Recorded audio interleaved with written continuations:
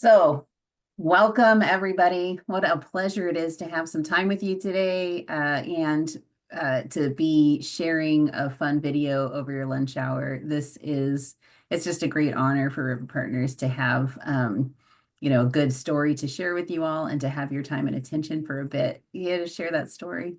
Um, Before I jump into some opening comments, I just want to kind of review what we're going to do together. So I'm going to provide a little bit of a orientation for folks so that we're all on the same page about like who's River Partners, what's the Dos Rios, what are we talking about? And then we're going to hear a few remarks, kind of stage setting remarks from some of the folks who participated in making this film. Including Austin Stevenot, who's our senior restoration manager out of Modesto area. Ethan Peck, who's kind of the stimulus of this whole thing and an amazing partner and friend of ours that we've gotten to know over the last couple of years. We have a message from Secretary Wade Crowfoot, the Secretary for Natural Resources for the state of California, who's been an amazing partner and friend with us through the years to make projects like this happen. We'll play the film, and then, one of the most important things to us that we're asking from you today, spending your time with us, is to think about partnership. Think about how, you can participate in helping to spread energy and inspiration and really like the labor that gets work like this done for California. How can you partner with us to do more and expand it? And so we've reserved some time after the film to do some Q&A with you all about what questions did the either the opening remarks of the film or both stimulate for you, and how can we think about partnership to kind of expand the footprint of good work like this. It's no secret, right, that we're on the cusp of an election. There's only a couple weeks left before some pretty important elections happen in the United States, but also here in California. And one of the things that's on the ballot is a Proposition 4, which would help with California's climate resilience in some pretty significant ways. It proposes $10 billion of investments in transformations, largely of the landscape of California, to make us more resilient to the disturbances that are getting more intense as a result of our changing climate. So we'll share with you some orientation about Dos Rios, share with you this gorgeous film, and thank you so much for all of you for spending your time with us in that film premiere. And then we really do want to hear from you about questions and ideas and thoughts about how to partner to expand the work that you see, displayed here. So with that, oh, and I forgot to mention, we have the amazing Lily Rothrock who's going to facilitate our Q&A session after the meeting. So she'll give us some more instruction on that in a minute after the film. So with that, I just want to say a few orienting things about River Partners and the project, so we're all kind of on the same page. So I'm the president of River Partners. I've been playing this role for about 5 years, but River Partners was founded in 1998. And the mission of the nonprofit organization is simple. Our mission is to create wildlife habitat that benefits people and the environment. We were founded in the Central Valley, founded by farmers, and our approach and our culture is really rooted in farming. The problem that we're really trying to address is that since the gold rush in California, we have been through some pretty traumatic times, right? Through the period of reclamation, we've dried down some of the most vast and productive wetlands, that North America, maybe in the world, and converted them into probably the most productive acre for acre agricultural region that humanity has ever seen. We've built huge water infrastructure projects that convey enough water to run many multi-billion-dollar industries here in California, like Hollywood and the Napa Valley and Central Valley agriculture, the Silicon Valley. And what we've done in the process of draining out the wetlands of the Central Valley and diverting much of the water from the Sierra Nevadas is we've created a pretty untenable ecological situation in the bottom of the valley. We've lost most of our native wildlife that used to exist in the bottom of the valley, nearing extinction. And as we'll hear a little bit more about today, with that traumatic loss, we've also lost a lot of the native culture in California. It's on the brink of extinction as well. And so River Partners kind of uses farming practice and a culture of partnership really the problem is so large here in California's water systems that it's not something any single organization or public agency can tackle on their own. And so we really rely on functional partnerships and alignment of vision about where we want to go and how we want to get there to scale up a transformation of the landscape that makes us more resilient to a changing climate. Often people think about ecological restoration as this idea that we're just kind of trying to go back in time so that the wildlife can live again and maybe shut the gate and keep the people out. And that is decidedly not, what we're trying to do here at River Partners or what we think the future, for California's water system really needs to look like. Stewardship, care, and integration of new sets of values is really where we need to go. And we hope that if Prop 4 is passed, a significant amount of that investment from the new bond could come to the Central Valley and to the other large water systems in California to try to reintegrate nature restoration, but also cultural people restoration, community safety, and water supply and quality issues. So special thank you to the folks who are here today to share ideas. Special thank you to all of you for attending. Please think about that, partnership for scaling up and how that might touch down in your worlds when there's such a diversity of perspectives represented here. We really do believe that this kind of multi-benefit floodplain restoration that you'll see at Dos Rios is the future for California. Getting there is the hard work. It's the hard work that requires partnerships like yours to get through all of the hurdles. So Dos Rios Ranch, just real briefly, is a 1,600-acre former dairy farm. It's called Dos Rios because it's at the confluence of the Tuolumne and San Joaquin rivers. And when it was in farming, it had been in farming since the early 1900s. At the time, it was kind of the river forest was cleared off of the area and the land was leveled and the ground was farmed, eventually getting a big irrigation system, and the ground was farmed largely to make, corn and wheat to feed cows in the neighborhood for the dairy industry.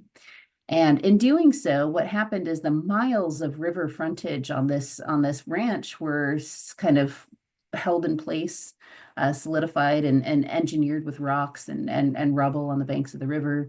Levees eventually were constructed to try to keep the river's dynamic raising from causing, big destruction for the farm and the farm infrastructure. In 2012, River Partners was able to acquire the ranch for conservation purposes. Located, at the confluence of these two rivers and about 10 miles west of Modesto, this is a very important piece of ground for wildlife recovery, but also for the function of our flood management system here.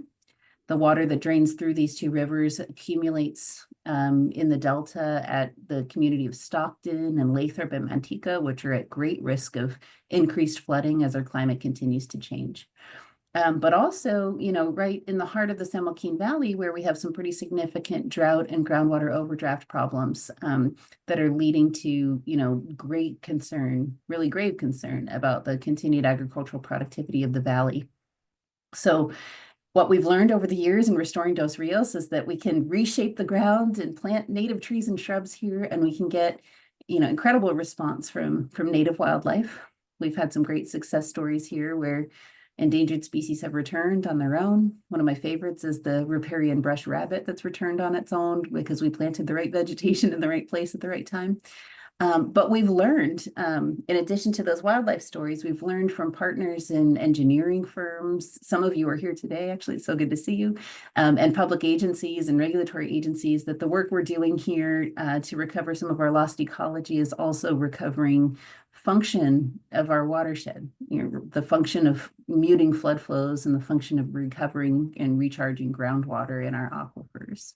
So it's been an incredible journey for us. We started restoring the fields at Dos Rios Ranch in 2013, and we're wrapping up the final phase of restoration next year.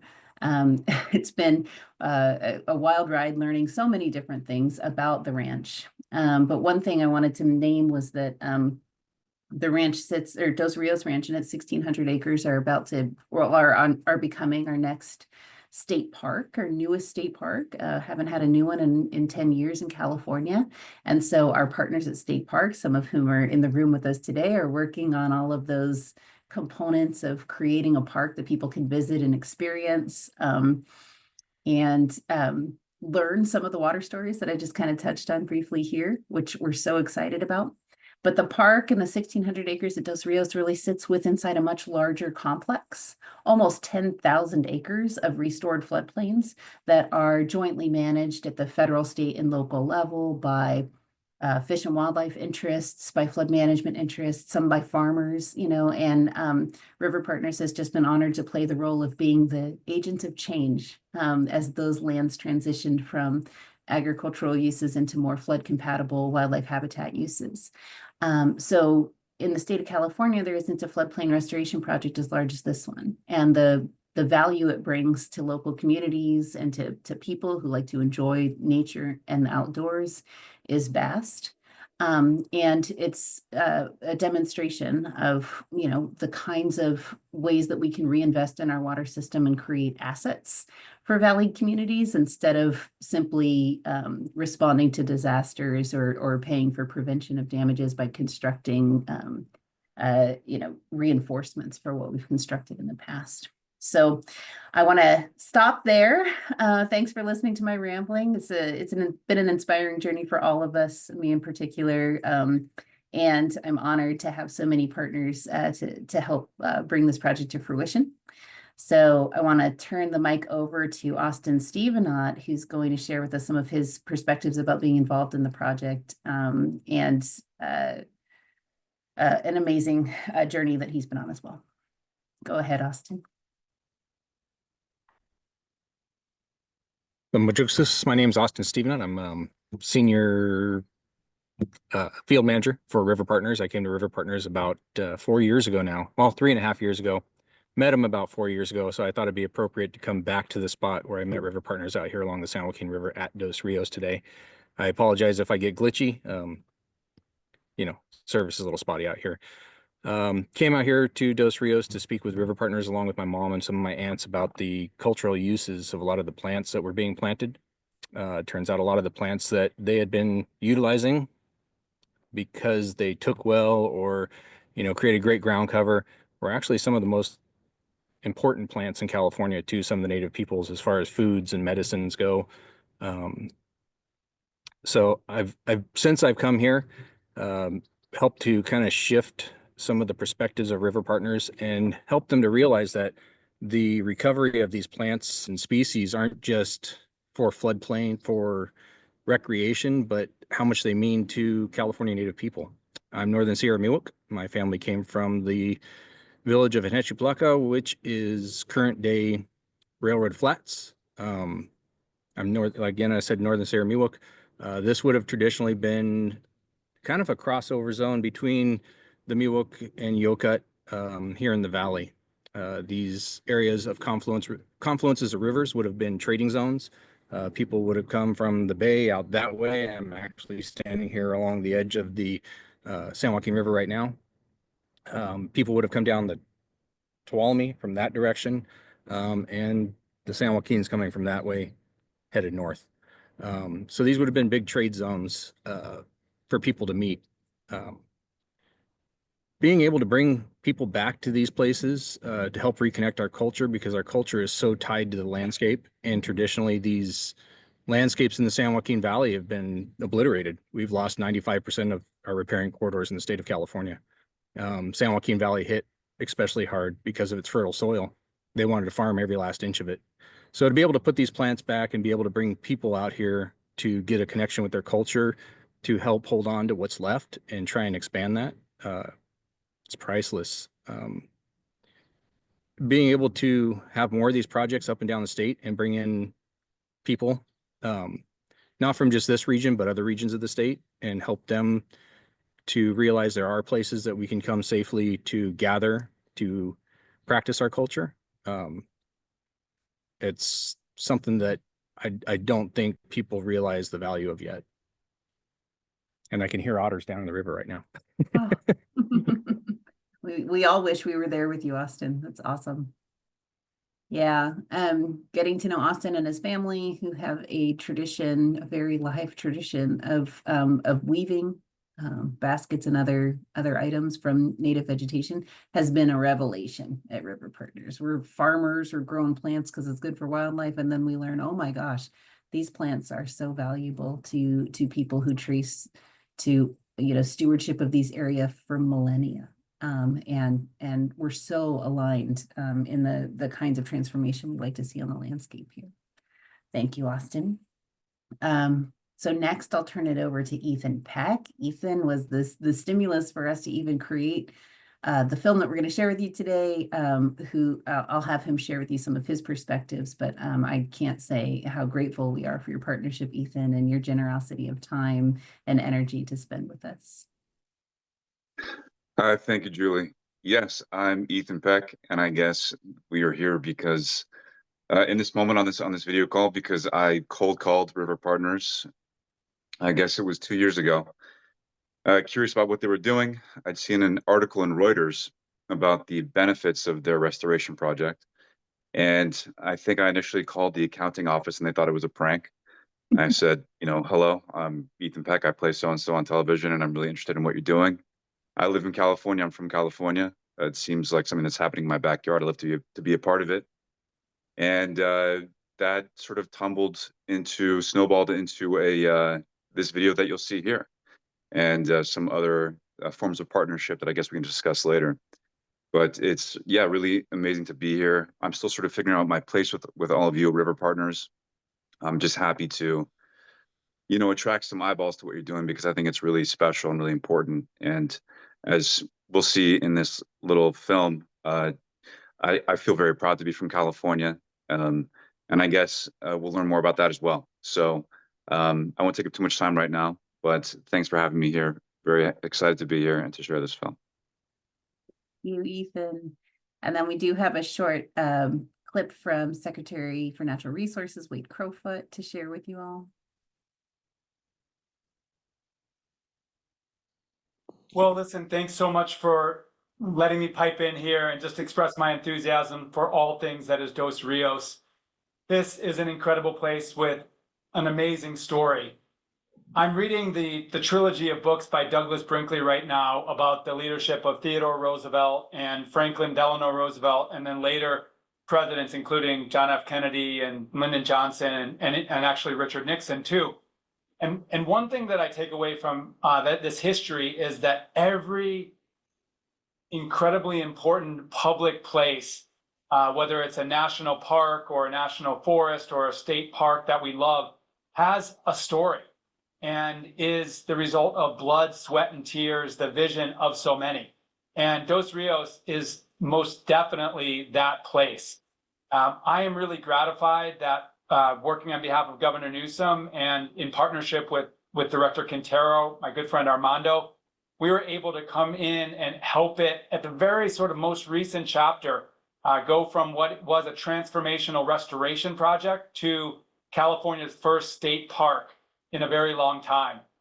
I want to recognize River Partners for its long-term vision and work for well over a decade to actually have a conversation with the remarkable landowners that shared this vision around selling it and enabling it to be restored to its natural state, to actually getting all of the funding in place to start that work and then maintain that work, for engaging our youth corps, our conservation corps to begin that restoration project, to actively fundraise not only from federal and state agencies, but from philanthropic groups as well, to have the foresight to recognize tribal leadership, given that tribes have been stewarding these lands since time immemorial.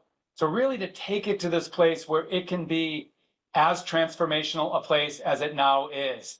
One is protects downriver communities from flood risk, restores incredibly important habitat for imperiled species, and provides this public open space for communities in a part of the state that frankly don't have enough places to get outside and get on the land and actually ultimately touch the water.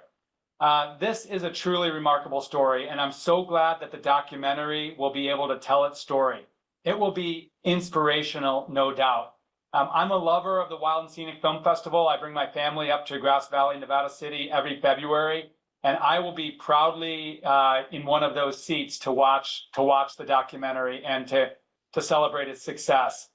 I guess I'll close by sharing a story, and it's a story you may have heard before, but it's about the riparian brush rabbit, which is an endangered species that Dos Rios was envisioned to help.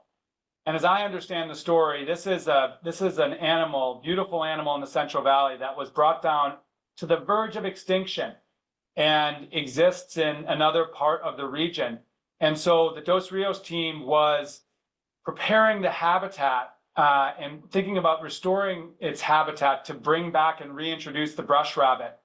And lo and behold, in some early surveying work, once the restoration took place, surveying work to identify the conditions which existed before bringing back the rabbit, remarkably, the staff found the rabbit already there.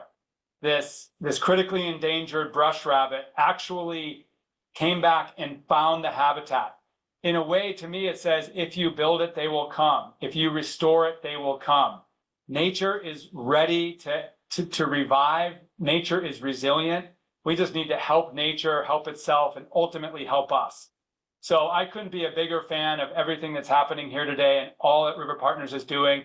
And I cannot wait to watch this movie. Thanks so much. Love that enthusiasm. It's infectious. So right before we press play on this film, what I want to say is, as I'm scrolling through the names of the people in the room today, there are so many people in the room today who have been with us for, a decade, sometimes 2 decades, who, have contributed meaningfully to this. So thank you all so much for what you've given. Everybody should feel proud of this. And I hope you enjoy this film.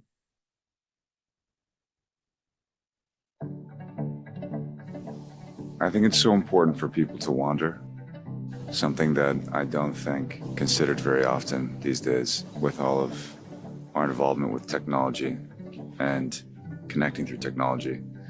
This is going to be a place for people to wander. I imagined folks coming here and unwinding and letting their thoughts unravel. And I think that's really important for people.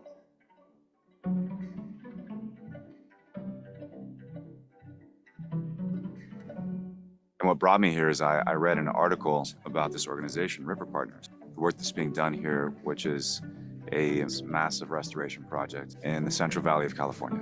It's been designated to be the new California State Park. It's the first one in a long time. I would argue that I play a rationalist on television, and I think what's happening here is really practical.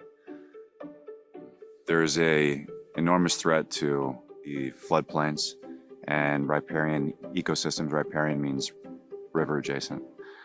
I didn't know that. And it appeared to me that this amazing thing was happening here. California has lost about 95% of its riparian forests, ecosystems. These are areas that have an amazing amount of biodiversity, which is really special and really important. A lot of agriculture is done here. A lot of produce comes from this part of the country. The need for water doesn't need to be explained. It's like a fundamental element of life. We need it. We need a clean supply of it. The work that's being done here will help ensure that that will exist for future generations.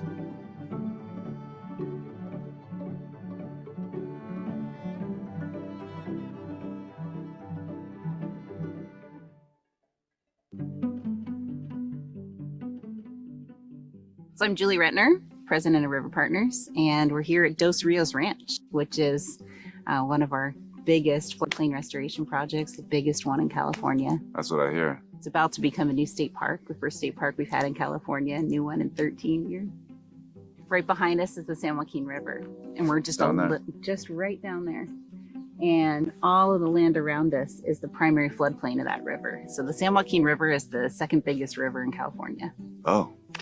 And its floodplain is miles wide.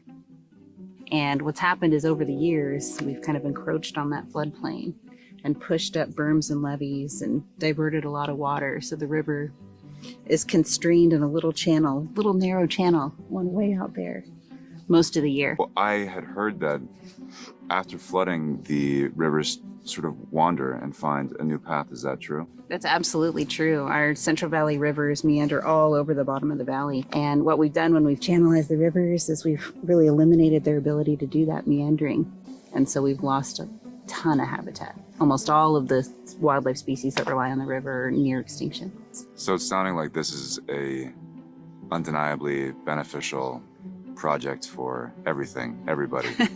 I mean, it just seems so win-win. So I have little kids, right? You know, we're just talking about our little kids, and they're going to grow up here in California, and they're going to be, you know, the next generation of Californians. And when I think about kind of a California they're going to live in, I'm super excited about these projects and floodplains, because I know we're fixing a bunch of the things that went wrong.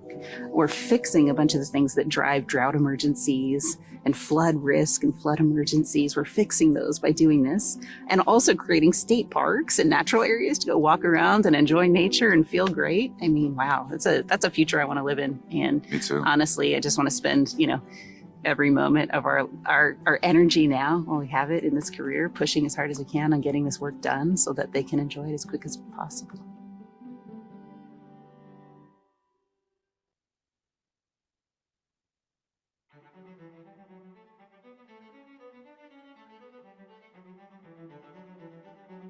The San Joaquin River. Mhm. San Joaquin River. Okay. The river is about the saddest thing you will see for a river, as far as I'm concerned. So that's why when the river partners came and started talking about, you know, well, maybe we can do something.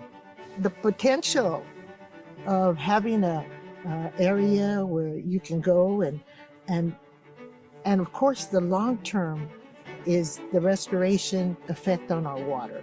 You know, the goal is to, try to build this place up, build the natural environment there, which would be wonderful, but also to see how it makes a difference in our water quality for the future.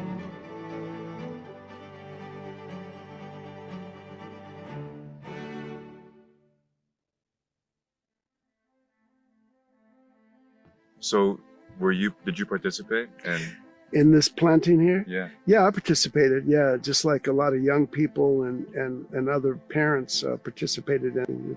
It's a good feeling to know that you plant something with your hands. You know, our community is a farm working community. And so a lot of families, a lot of people work in the fields, and they produce the food that we all eat every day, but they don't really reap the benefits of that financially or the respect that they do. So when they come out here, a lot of those folks come out here and planted this, you know, they can actually see the fruits of their labor here. And no, they don't get a monetary thing, but it's going to make their community better, and it's going to let their children come out here. So it's a very, very positive thing all the way around.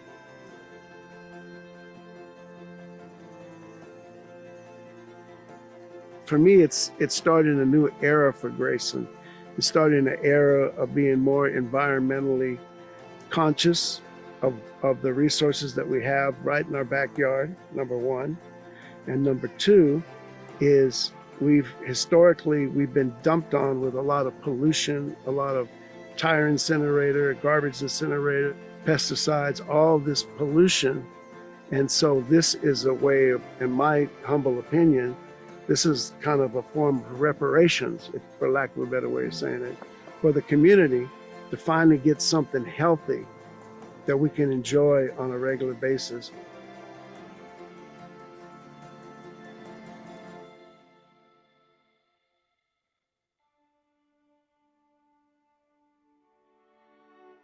Where we are now, how does this relate to the work you've been doing? I think mental health is where it all starts. Nature plays a huge part in your life, like you're experiencing right now here, the sounds, Yeah. you know, the vegetation, you know, just the peacefulness. And so you saw this space have a very positive effect. Very much so, very much so. And I'm hoping that this will be more opportunities for not to wait until, you know, any kind of major medical, you know, challenge, to always incorporate this into our daily lives.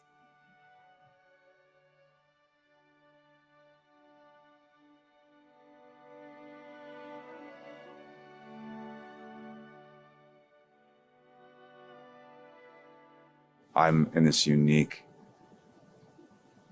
period of time where I've straddled the existence of the internet and it not existing. I've been making an effort to go for more walks and just empty myself of thoughts and be filled with my surroundings. There's so many issues in the world that need our attention. And it's really upsetting. You look at the news and there's a lot to be afraid of and fearful of.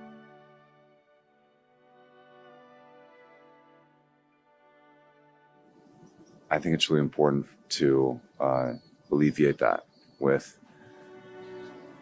exploration of nature. It's so important to be in nature.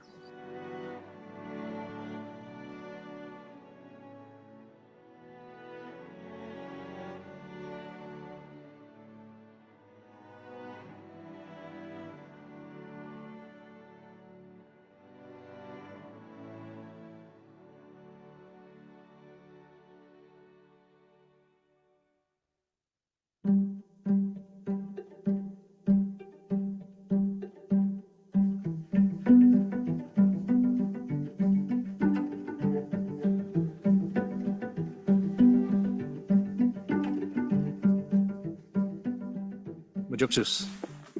And what does that mean? It's a Northern Sierra Mewuk greeting. So, Majuxus Lehanse Hayapu Hutbayaku is my greeting in Northern Sierra Mewuk. That's my given name and just basically a hello. That's beautiful.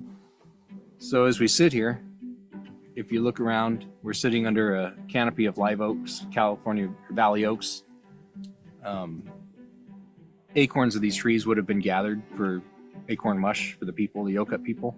So acorn was a large staple of the California Indian diet.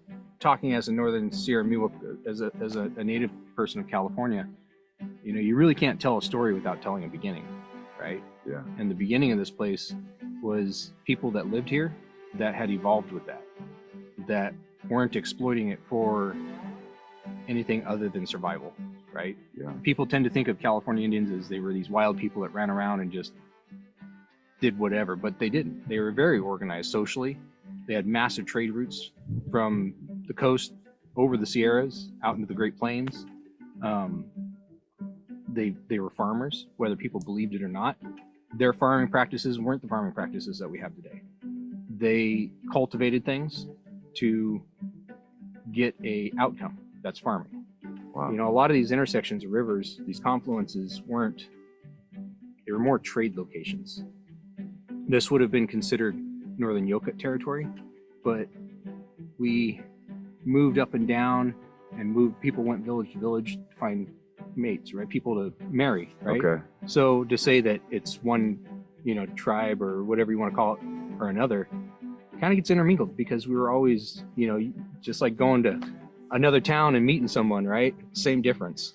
What's funny about that is you have these water systems combining, and it's very paralleled by the cultures that were here and are here still, combining and traveling forward. So working for River Partners, for me to be able to create these spaces, identify these spaces, and then invite these people in, to me is priceless. What I'm being surprised by in this moment is that I came here expecting to find a restoration project addressing just the biology. I mean, the vegetation, plants, animals. I wasn't expecting that it's also a restoration of culture and of your people.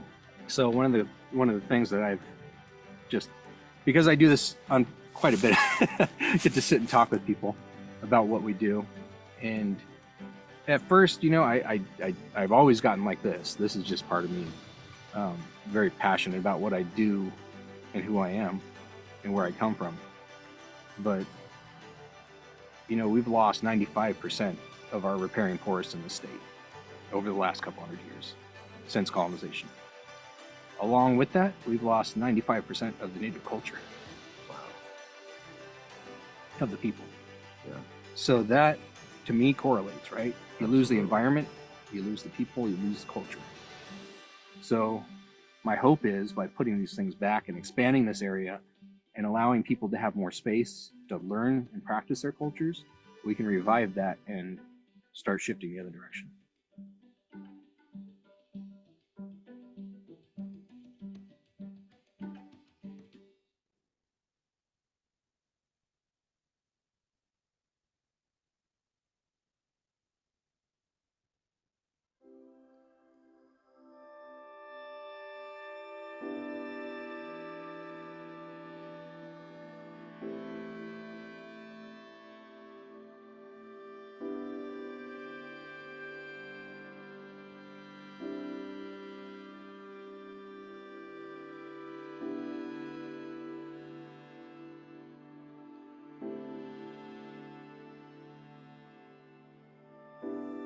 So, it's difficult to summarize what this experience has been like. I had an expectation, I guess, of what's happening here. And in other ways, I had no expectations of what this experience would be like. And it's far more layered and complex than I thought it would be. Of course it is. And I was very moved by what I saw here. I guess, you know, part of what's funny is that I came here to see something other. I came here to see something that's happening in this other place, in nature.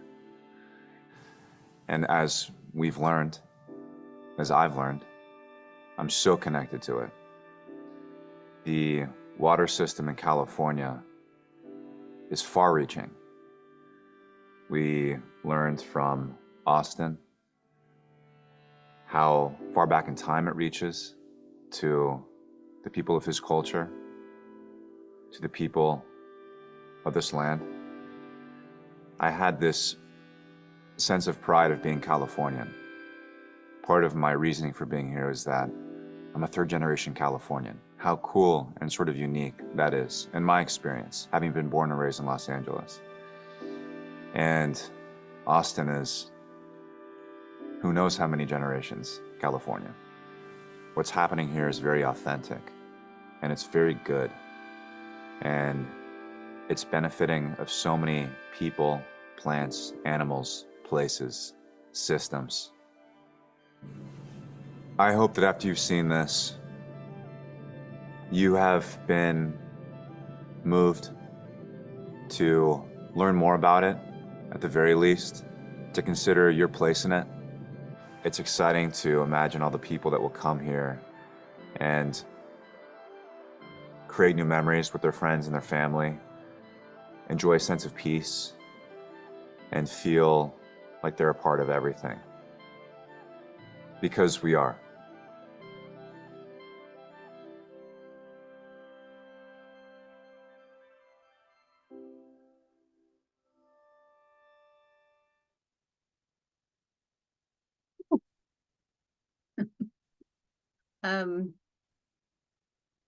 Thank you. I hope you feel like I do, that there are so many moments in that film that make me think differently about the river, about water, about wildlife, and even about parks. And, you know, deep, amazing thanks belong to the film crew here, Alan Sanchez and Nick Roy of Sanchez Media, who collected, they were out at the morning, you know, as the sun is rising over the San Joaquin River, collecting these gorgeous images that some of us, you know, who've been working on this project for decades have never seen the river through that lens before. So the power of those images and what they collected, as well as all of those words, is it still makes me tear up when I watch that. So thank you. Thank you for spending your time with us. So now is the time that we get to do some Q&A and hear from you all about responses and thoughts. And before we jump into that, we have a very special person in the room, Lilia Lomeli-Gil, who is a community hero, and she's featured in the film. And I wanted to invite Lilia to say a few words about her journey here with the Grayson Community Center and being close to watching this floodplain restoration project unfold in their backyard and what it kind of means to her, and especially thinking towards the future and the next generation of residents down by the river and the next generation of California. What does this kind of work mean to you? So Lilia, are you able to cut? There you are, my dear. Welcome. Hello, everybody. And thank you. Thank you for that introduction. Just to give you an example on how this whole project has brought something special in all our lives. On September 27th, a group of 27 young at heart, that's what we call our seniors, we all met at Dos Rios Park. We were there by 8:30. We enjoyed a breakfast burrito and also enjoyed tremendously just the sounds, the tranquility, the peacefulness of just being there, just in nature. And there was also a presentation by Austin's mom, Kimberly Stevenot, on basket weaving and how the process, of, I guess, transforming, the acorn into that drinkable, little mush and the benefits of it. And we also heard from Allie, who is with Dos Rios. She's one of the rangers there, also did a wonderful, wonderful presentation. I think without exception, everybody was just in awe, just captivated. It was just such a wonderful experience for them that they're still talking about it. And they're looking forward to our next visit.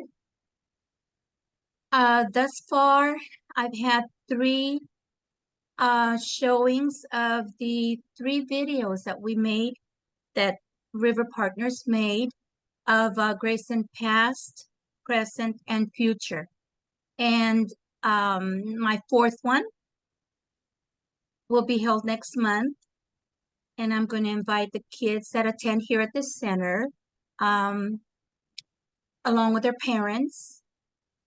And I will also, hopefully invite River Partners to send a representative to come and again give a little bit more information on this whole wonderful project and what we, have to look forward to. And again, we're already enjoying it. Yes.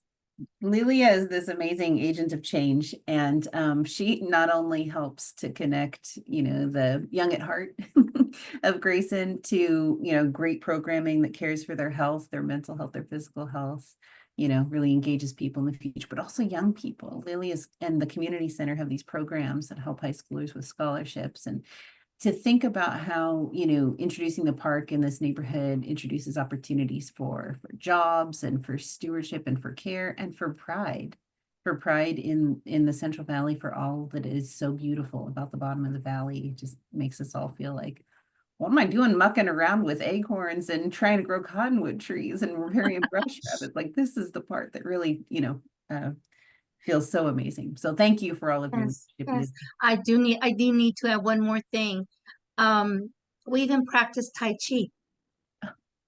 Yes, we've incorporated that in our program here. They get together, 3 times a week, and for the very first time, again, we incorporated in our experience, which made it more meaningful, at the Dos Rios So cool. State Park. Amazing. Thank you. Thank you. Well, so please stick around. I think Lilia is going to give us some, Lily Rothrock is going to give us some advice about how to run Q&A in this format, but I'm eager to hear about any kind of questions folks might have about what you just saw, about the project. Yes, please drop your questions in the chat, or your thoughts about the film. We can talk about what we just experienced, and yeah, we'll get started. We have Lilia here to answer questions, Austin here, Ethan here, and Julie here.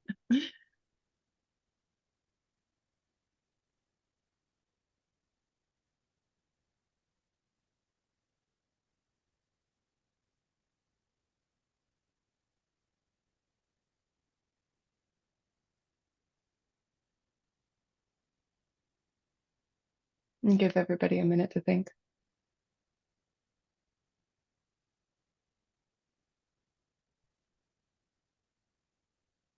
One of the overarching questions I have for everybody in the room, some of you have been with us for decades working on this. Some of you we've never met before. Some of you are on another part of the planet. Are there, things that are coming to you about kind of climate resilience and how communities engage in climate resilience that maybe there are partnerships, introductions, or idea sharing that might help both outward from the Dos Rios example you just learned a bunch about, or internally to help think about scaling up this work?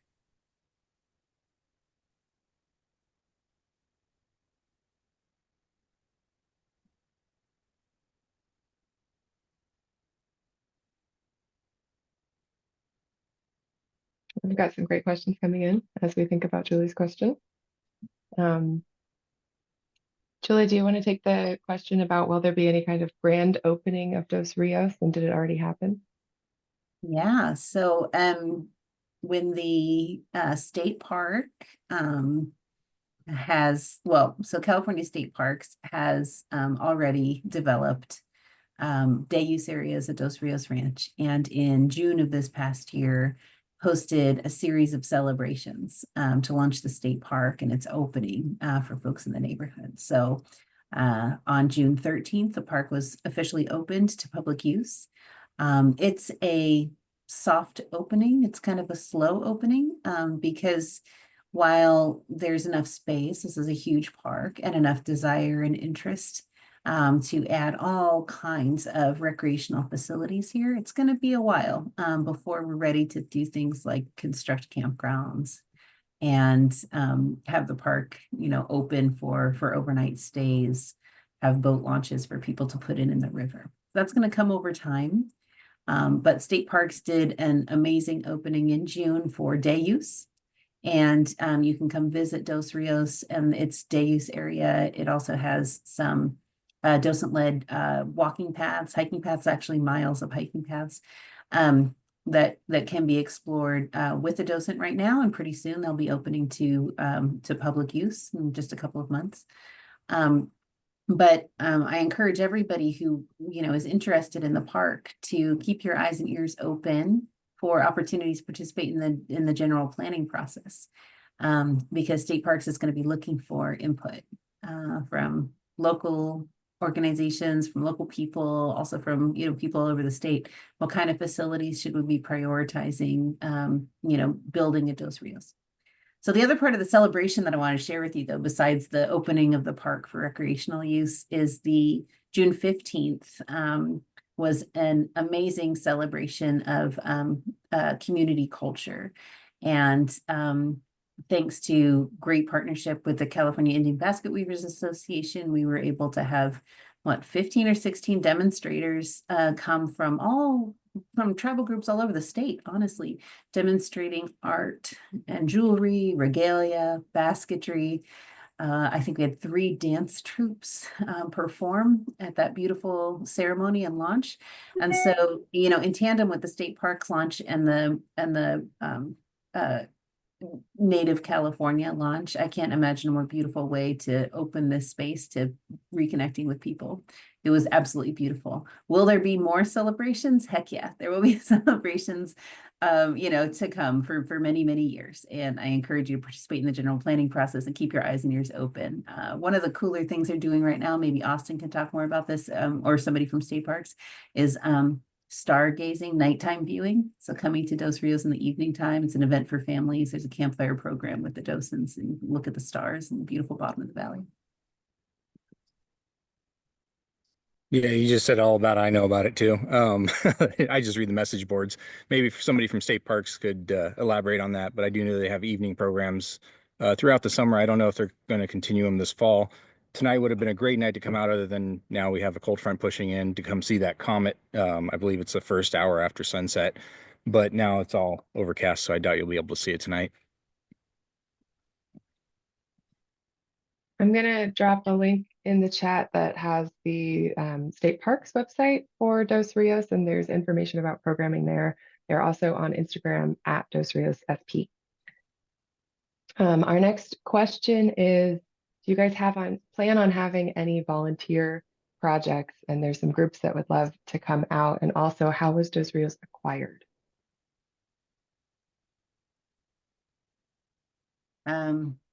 So River Partners is as like an agent of change. We recruit funding and get all of the, the permits and the entitlements and things in place, and do the heavy lifting of planting out hundreds of thousands of trees and shrubs across restoration areas. That is an incredible amount of work. And so are there volunteer opportunities? Heck yes, in restoration. I have a suspicion there are even opportunities in kind of trail creation, trail maintenance, and care and stewardship of the park moving forward. But I'm going to encourage folks to check out the kind of State Parks website for Dos Rios Ranch to see if there are postings of volunteer opportunities in the near term.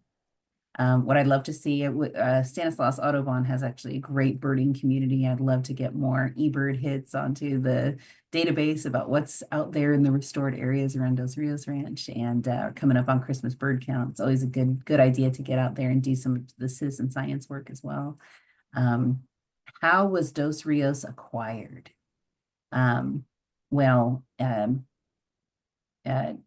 Lot of the foundation of the Dos Rios restoration project and eventual state park came from work laid by the Tuolumne River Trust. The Tuolumne River Trust is a not-for-profit organization, that works across the entire Tuolumne watershed, including the peninsula, San Francisco Peninsula, where a lot of the Tuolumne River's water is now piped.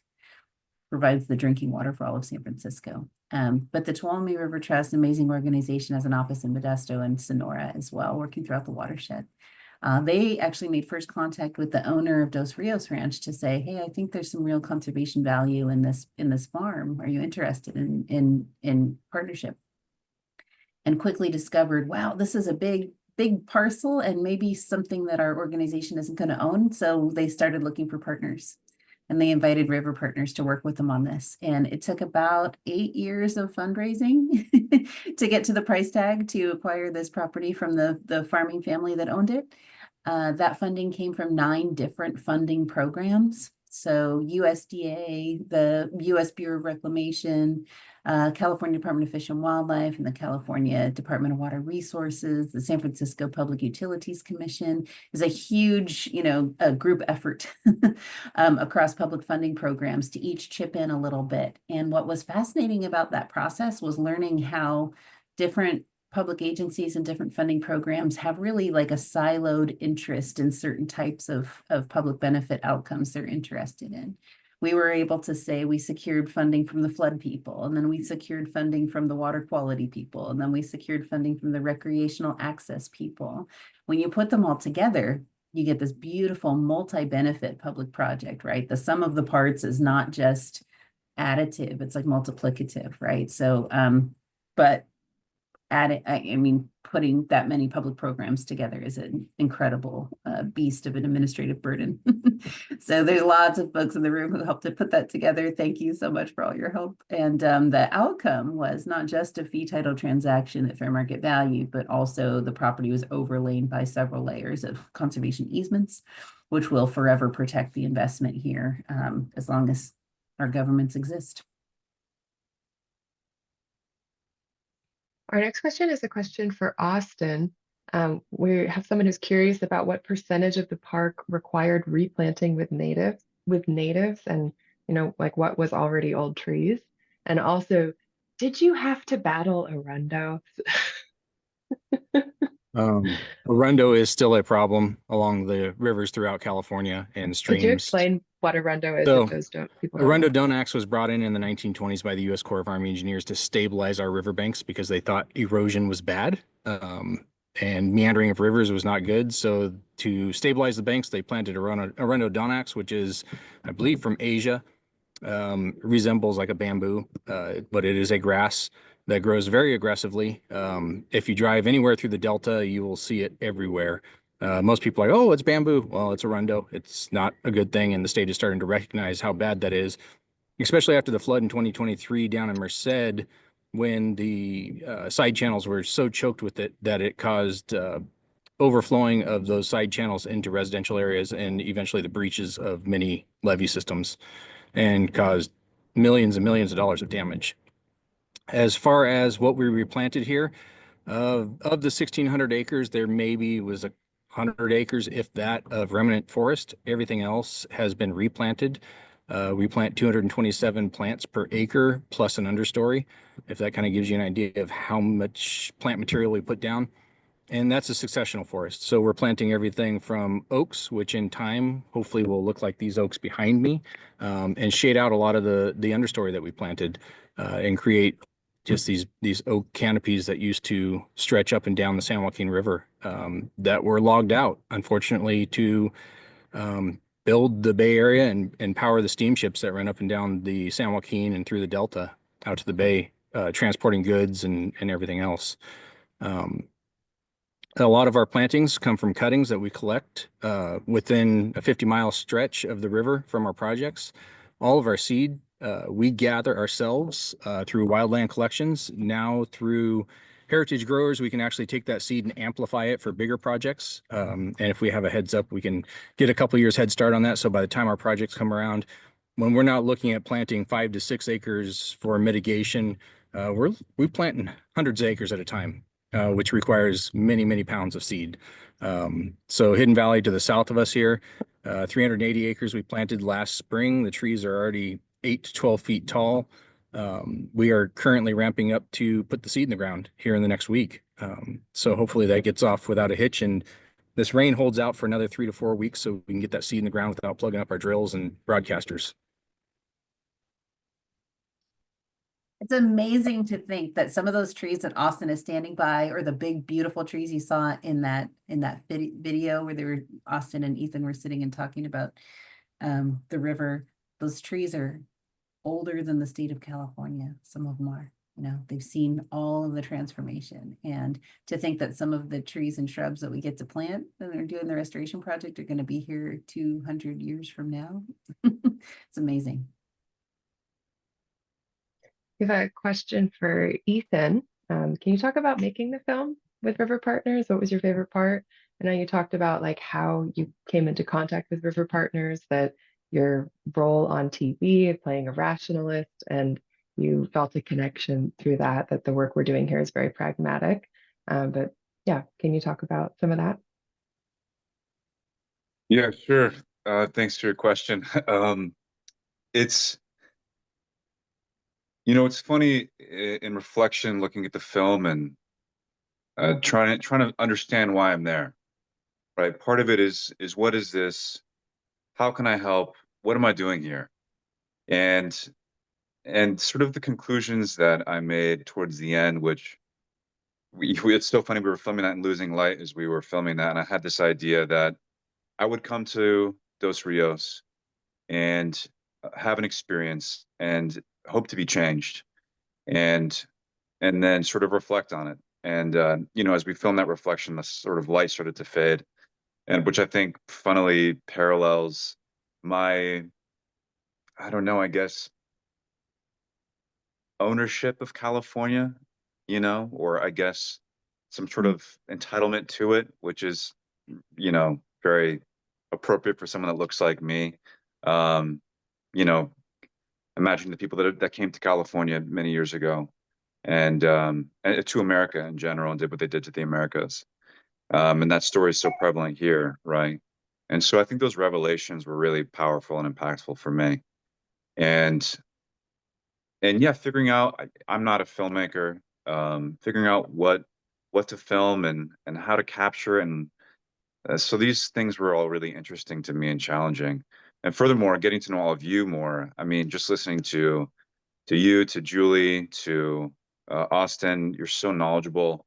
I'm so impressed. I think you're so cool. And I'm so excited to just be associated with you. And yeah, I think coming across the fact that the restoration wasn't just about liters of water that had been stored in the underground water vaults that had been restored, but about the restoration of the native communities that were there and are still there, the remnants of those communities, I suppose. And yeah, meeting Austin was a huge discovery when we were filming and understanding how it had affected him and the feelings that came up for him. I guess I'm discovering that my role might be to sort of help translate emotionally what's happening, the impacts that the restoration is having on people. Right? Because I noticed in a lot of the pamphlets, it's a lot of data about the number of plants, the number of acres, liters of water, etc., gallons of water. Sorry, I'm in the metric system right now. And so actually, you know, I would love to ask Austin a question, if that's okay. And I just wanted to hear you talk a little bit about where you've come from in your life, what you were doing before you started working with River Partners in your experience, because I think that's super fascinating. And I think adds to the story of River Partners and to Dos Rios, at which there are all these amazing characters and stories. So I would love to hear you speak on that if you were willing, Austin. It looks like we might have lost him. He disappeared. Oh no. As you were asking the question, he disappeared. So I don't know. He's at Dos Rios, so maybe, you know, like a deer ran up to him. Yeah, I mean, the We'll have to come back to that brush question rabbit nibbled when his Austin's cord. there. I can share a little Um, bit of this while we wait for Austin to come back, which is that, you know, the Central Valley went through such a dramatic conversion to agricultural practices. And literally, I mean, the San Joaquin Valley is the most sophisticated agricultural community on the planet, I think, that humanity has ever seen, from the marketing to the production efficiencies to the environmental protections, labor protections. I mean, the agricultural sophistication of the Central Valley is enormous. And the economy is so enormous, and it's so dominant that almost everybody, the folks who are in the room who live in the valley, know, like, almost all of us rely on ag as the driver of, you know, the economy here locally. And so it can be really challenging to transition and use all of the lessons of farmers and the sophistication of farming in the Central Valley to transition to thinking about maybe we're not just making more tomatoes in the most efficient way possible. Maybe we can actually use that knowledge and experience to make habitat for bunnies, habitat for pollinators. It's going to keep our agricultural, you know, productivity up, and also just replumb portions of the bottom of the valley where it makes sense to put water in more useful places. And I mean, Austin, he's not here. I'm not going to speak for him, but he came to us from a traditional farming job, like so many people at River Partners have, you know, in production ag and, you know, running a packing shed or, you know, running labor crews, planting orchards or whatever it is that you're doing. You come to River Partners and it's like almost exactly the same activity, running irrigation systems, running large plantings, tractors and labor crews. But instead we're using it to, you know, to bring life back to the bottom of the valley, to these primary floodplains of the rivers. And it's a really enriching experience, I think, for most of our farming partners to feel like, you know, we're giving a little bit back on the edges of the river. It's so valuable. So We've got Austin back. we got Austin back. Yeah. I apologize. Like I said earlier, spotty. It comes and goes. A plane flew over and my internet dropped, so I don't know. We imagined that a deer walked up to you and you needed to talk to the deer. Yeah, secretly that was my excuse. So I hear Ethan had a Peck. Everybody was texting me, "Where'd you go?" Yeah, Austin. So I guess I was asked, you know, what was it like filming this documentary, and you know what I found interesting, and obviously, I guess through my eyes, the discovery of you and the information that you held about your response to the restoration, emotionally and otherwise, the response of culturally for you.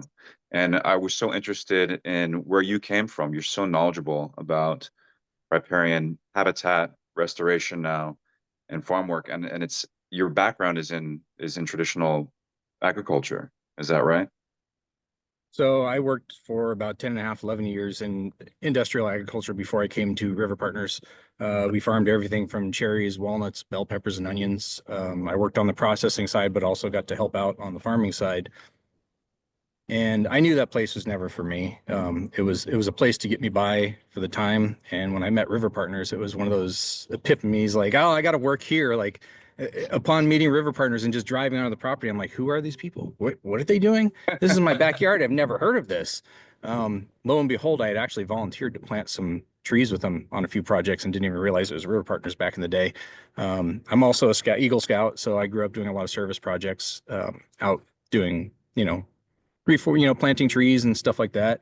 But aside from that, I grew up, my mom's a 8th generation documented basket weaver, meaning since colonization, who they documented, my grandparents, great grandparents, my aunties, everybody. But we always grew up, my mom would have these days where we'd go out and we would gather materials. And growing up, we would always look over our shoulder, because until 1974, it was illegal to practice our culture, practice ceremony.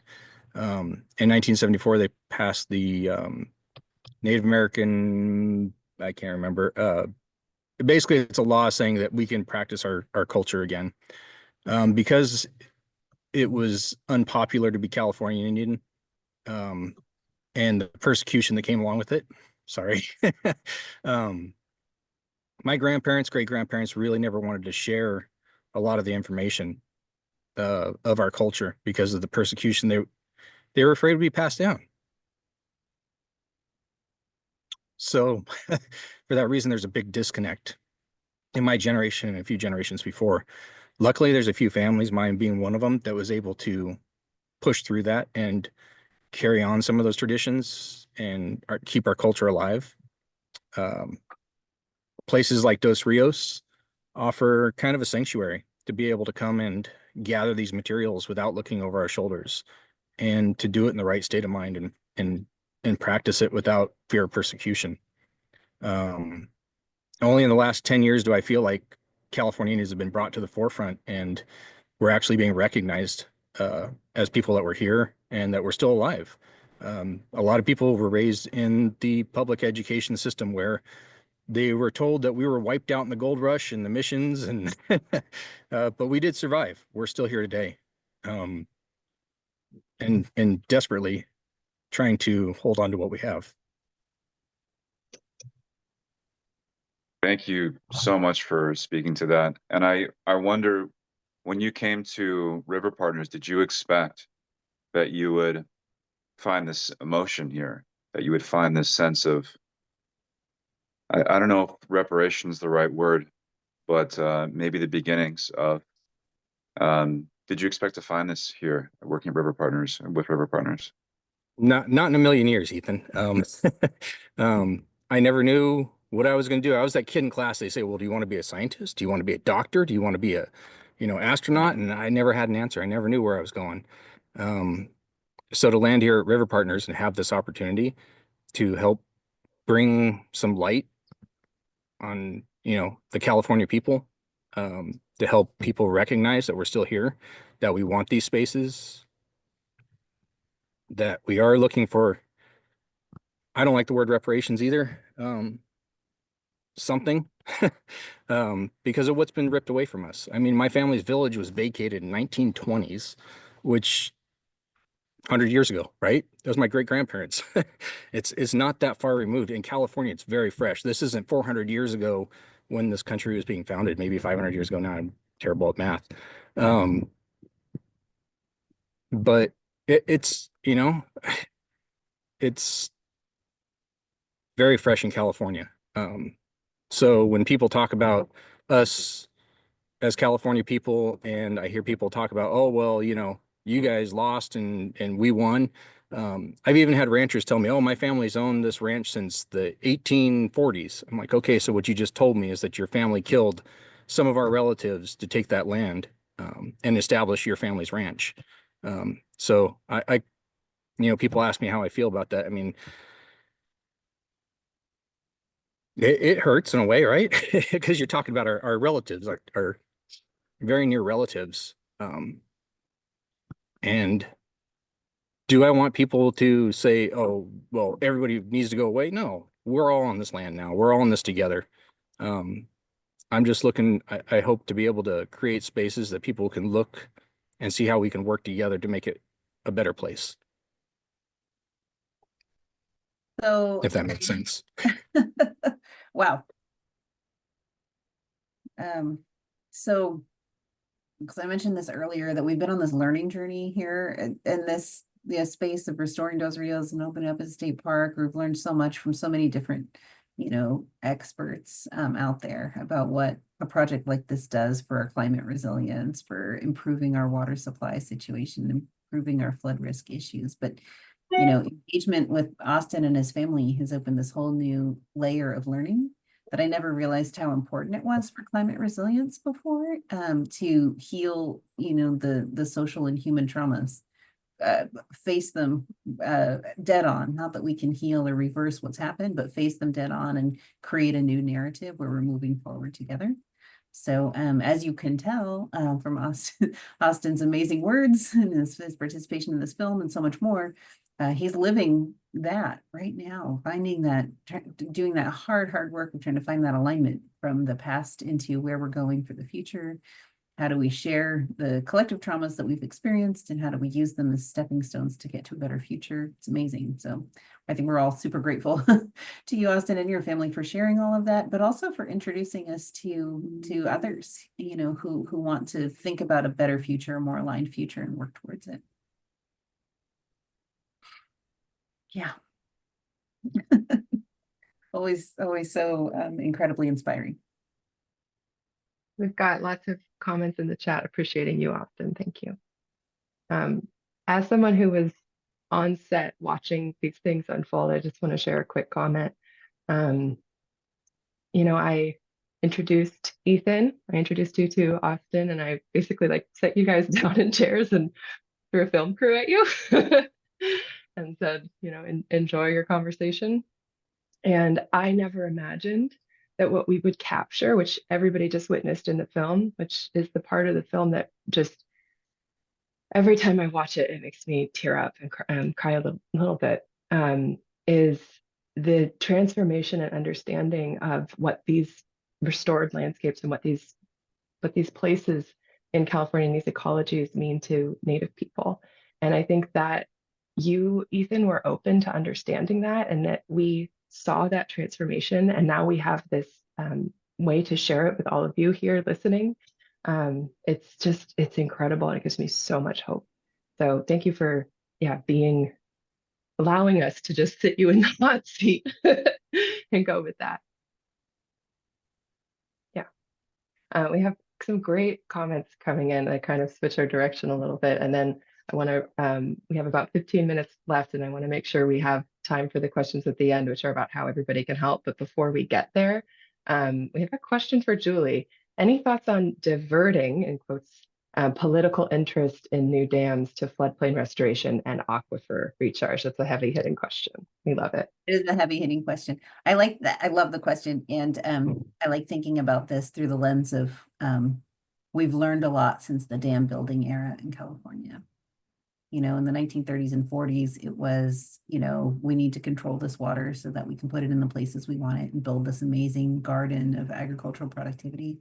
Since then, we've learned that diversion and that, you know, export of water out of many of these watersheds has had a traumatic toll on the natural function of the watershed and on everything that lives there. You know, water is fundamental to life, not just our lives, but all of the relatives out there, all of the things that live. And we export a ton of it now out of the valley, and we keep some of it around. The climate scientists are telling us that droughts are going to get more intense, and that occasional atmospheric rivers that dump on California are also going to get more intense as our atmosphere continues to warm.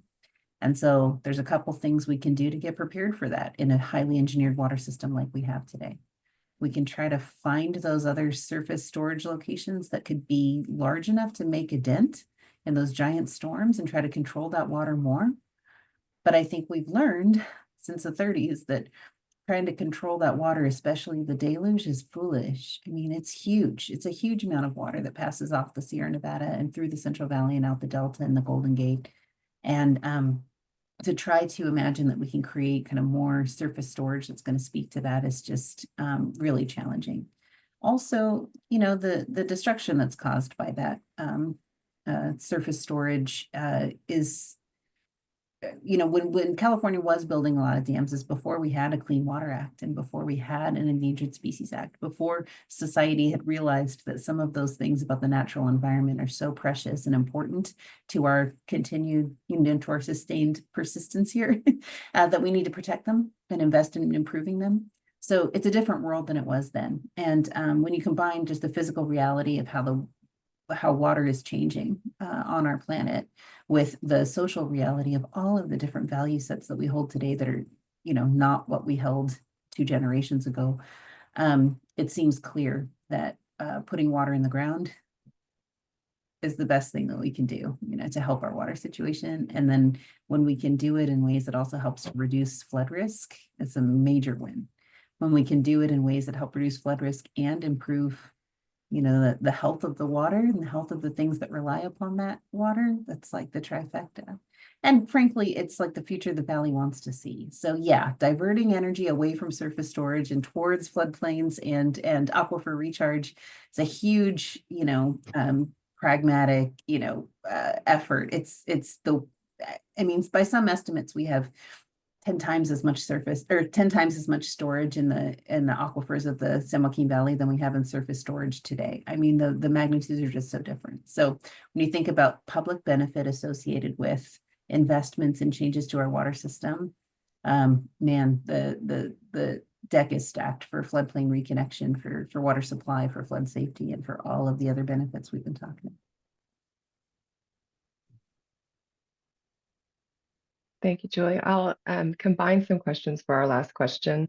But before I get into our last question, I want to just put a thank you in for our film crew, Sanchez Media.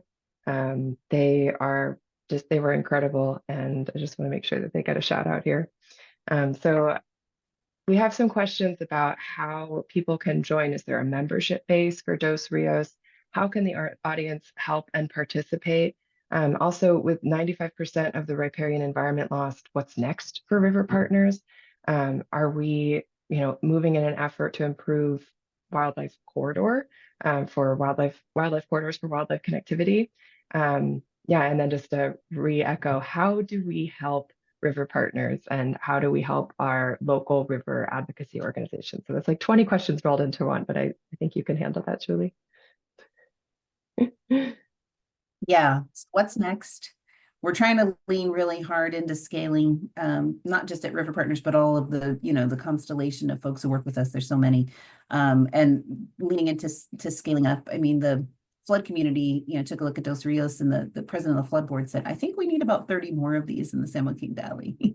when we look at the groundwater recharge benefits here and think about how much water can be stored here, and we're talking about tens of thousands of acre feet of water can go back into the ground now as a result of this project. we can make a really significant dent in drought preparedness and Sigma targets by creating more reconnected floodplains like this. So River Partners as an organization has set up a goal to scale to have delivered 100,000 acres of this kind of reconnection by 2040.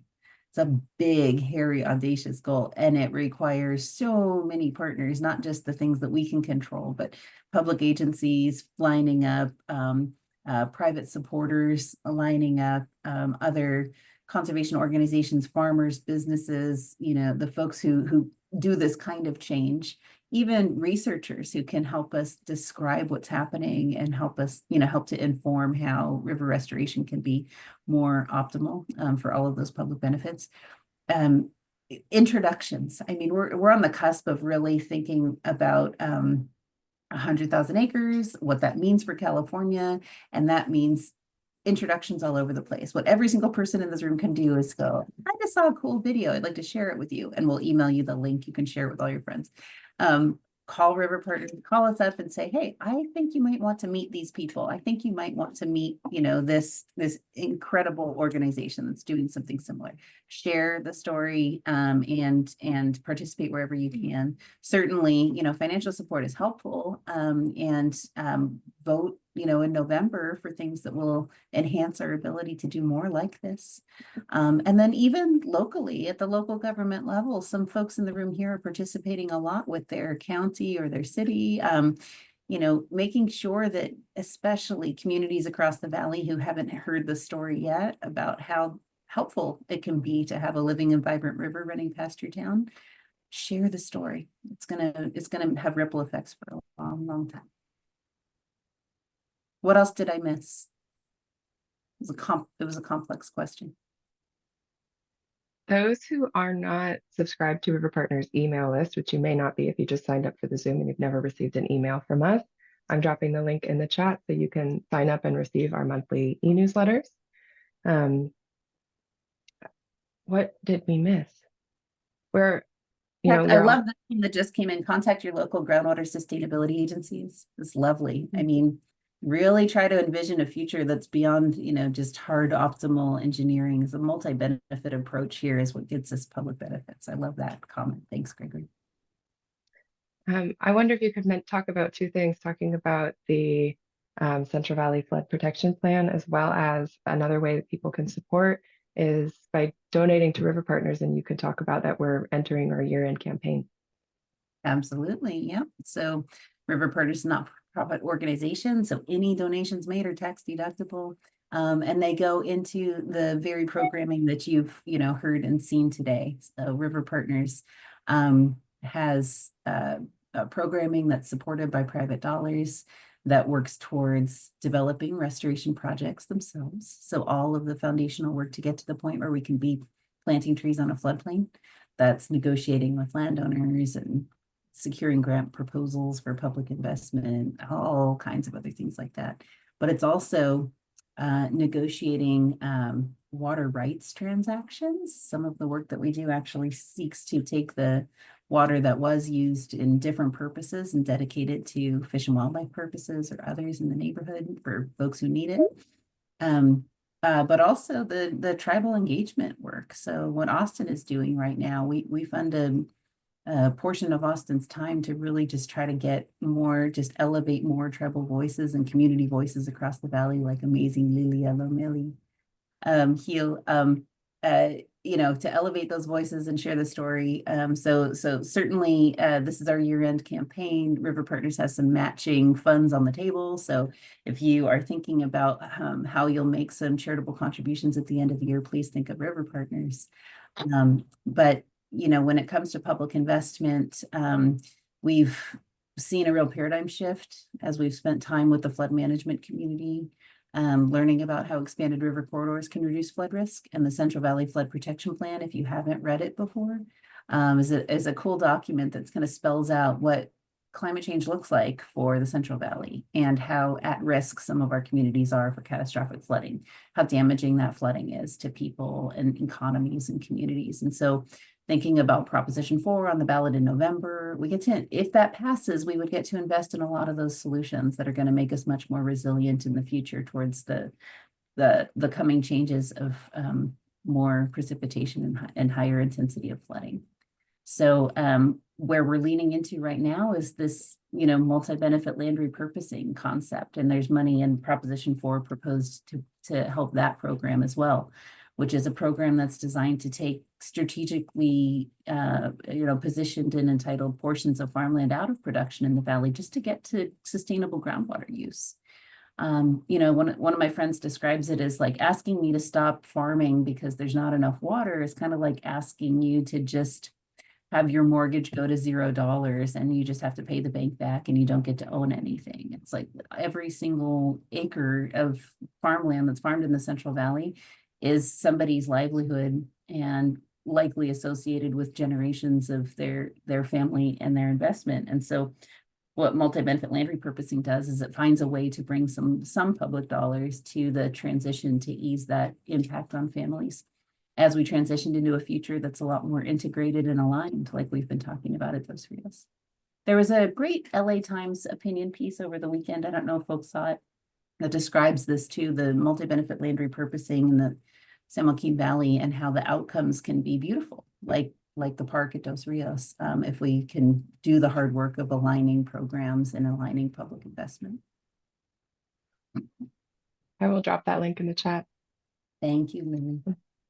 And just as we wrap up, thank you everybody for joining us. We're so glad that you spent this time with us. Yeah, Yes. thank you so much. And I would love to drop in just an idea, a thought that's occurred to me with regards to donating and contributing to River Partners, which is that I think there aren't many ways in which one can spend their money to invest in the health of a future for humans. I guess invest in a healthy human future, and I think this is indubitably one of them.